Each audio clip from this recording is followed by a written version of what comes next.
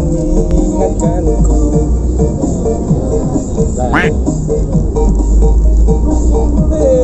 Biar nggak ngantuk John. Oke. Yo yo, this is my channel. Tungguin ya.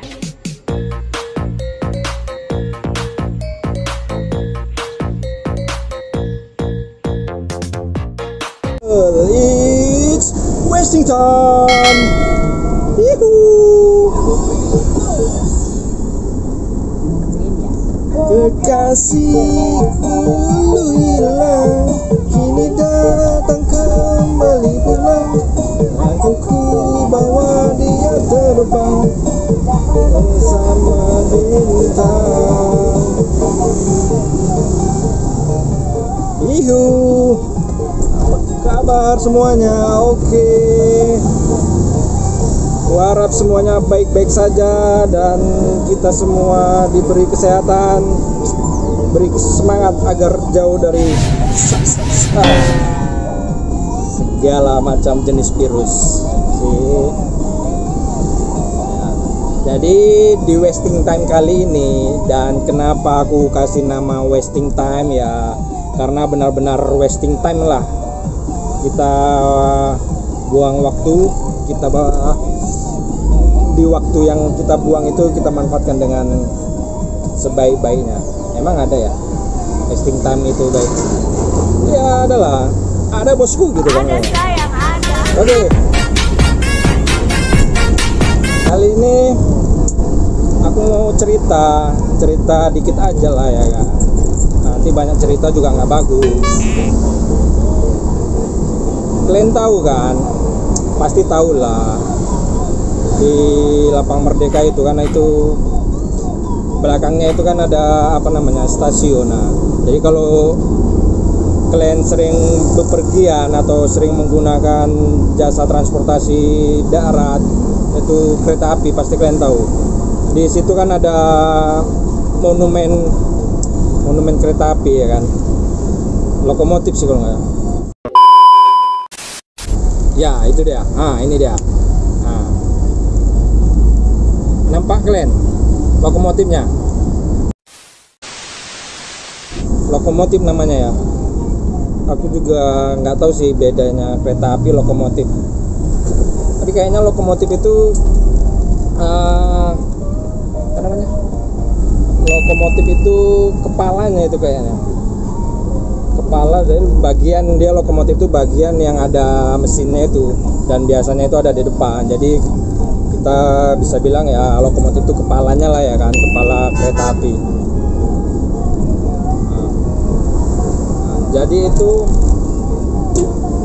lokomotif itu ada itu sekitar tahun 1883. Itu sih, itu apa ya, roda formasinya kalau truk itu kan ada 244 atau apa gitu kalau truk. Nah, kereta api juga punya istilah itu gitu, 264, 2 depan, 6 di tengah, belakang di 4 lah ya kan, di belakang 4. Jadi nggak cuma formasi dalam dunia perbolaan, dunia persepak bolaan, kendaraan juga punya formasi-formasi itu. Nah, jadi lokomotif itu sekarang menjadi monumen yang letaknya itu di depan ya, depan agak nyamping lah. Kalau kita masuk dari jalan apa sih itu, jalan stasiun lah ya kan, masuk dan stasiun itu kita jumpa pertama kali itu.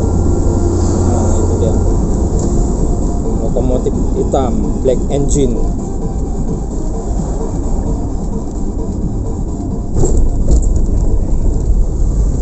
Bentar ya, oke.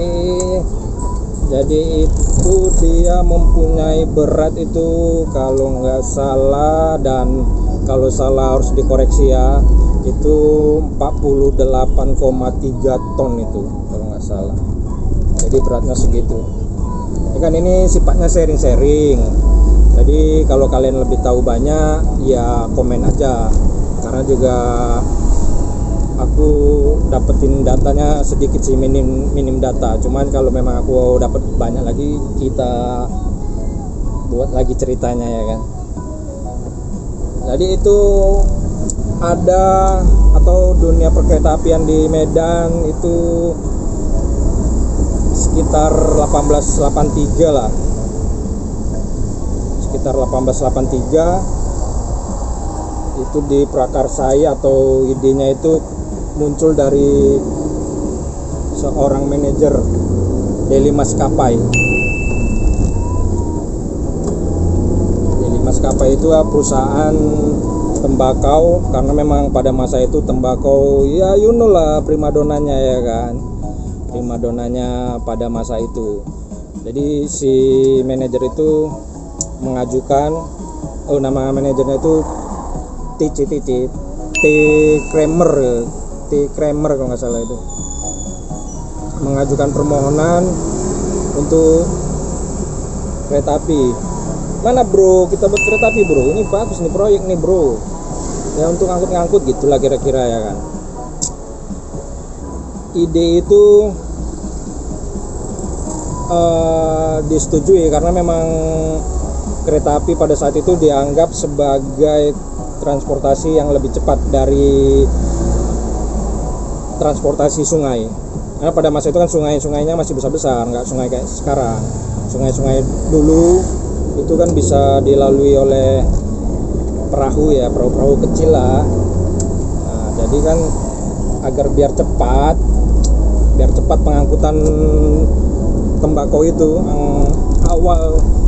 awal dibuatnya itu, tujuan awal dibuatnya kereta api atau pengajuan kereta api itu untuk mengangkut bahan-bahan komoditi, tembakau Delhi, dan lebih lanjutnya itu ya rempah-rempah lah, rempah-rempah. Jadi siapa tadi, si TC tadi mengeluarkan ide itu, dan sekalian buat jalur katanya untuk ke hotel Grand Brastagi di Bukit Kubu yang sekarang jadi tempat wisata.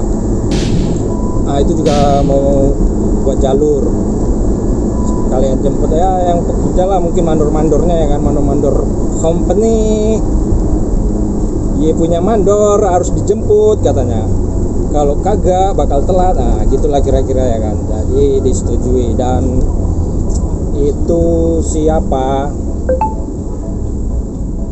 kan, kalau si TC ini dia dari Delhi Maskapai.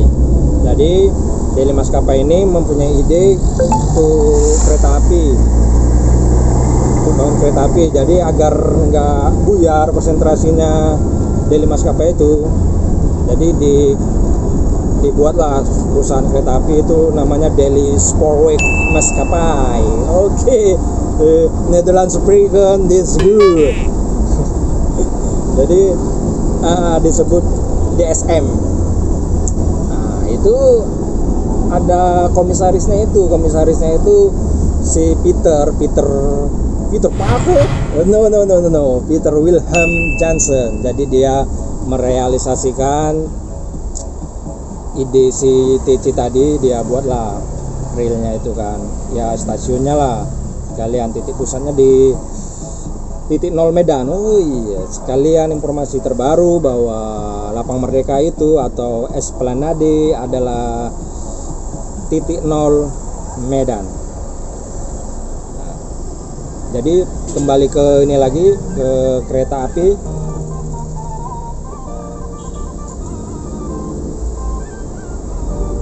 Kembali ke kereta api dan perkembangan kereta api semakin pesat, semakin maju. 1886 itu rute Medan Labuhan, kemudian lanjut lagi kalau nggak salah 1904 itu Lubuk Pakam Bangun Purba, Lubuk Pakam ke Bangun Purba, itu dia. Cuman aku belum tahu pasti juga apakah selama kurun waktu itu tetap pakai lokomotif yang dipajang itu kan, karena itu itu ada 8 lokomotif tipe itu ya. Itu tipenya disebut juga lokomotif DSM 38, kasih nama itu. Katanya sih awalnya 35, cuman diganti 38. Ya tetap itu tadi, belum tahu pasti kenapa berubah 38. Jadi masa itu dan turun waktu itu mungkin pakai itu dia ya, masih pakai lokomotif itu.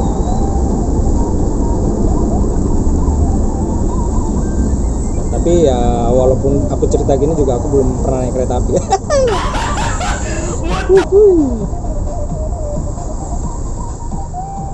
Ini memang apa ya, sekarang jadi monumen bersejarah lah, monumen bersejarah bagi dunia perkereta apian. Itu maksimum lajunya lokomotif itu berapa? 68 kilo per jam. Itu dia.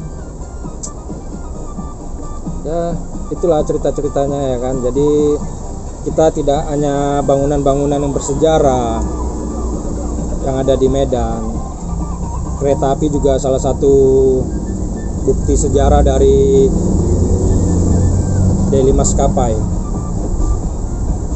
Untuk mendukung perkebunannya, dia mendirikan Delhi Sportwork Maskapai, Sportwork Maskapai atau perusahaan kereta api lah yang membidangi kereta api.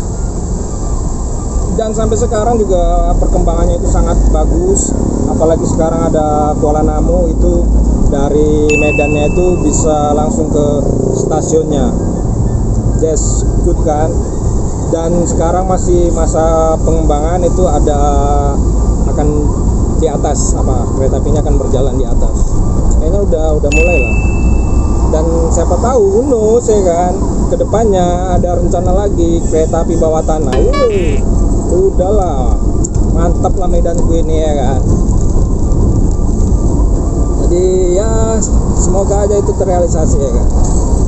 Itu aja cerita sikitnya John, karena dari sikit nanti kalian akan penasaran, kalian cari tahu banyak. Kalau udah banyak, udahlah kita share, komen ya kan, biar kita bisa bahas lebih lanjut ya kan.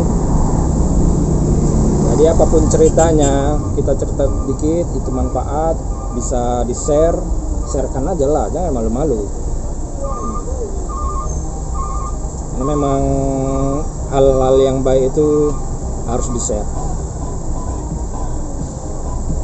Oke, semoga kalian bisa mendapatkan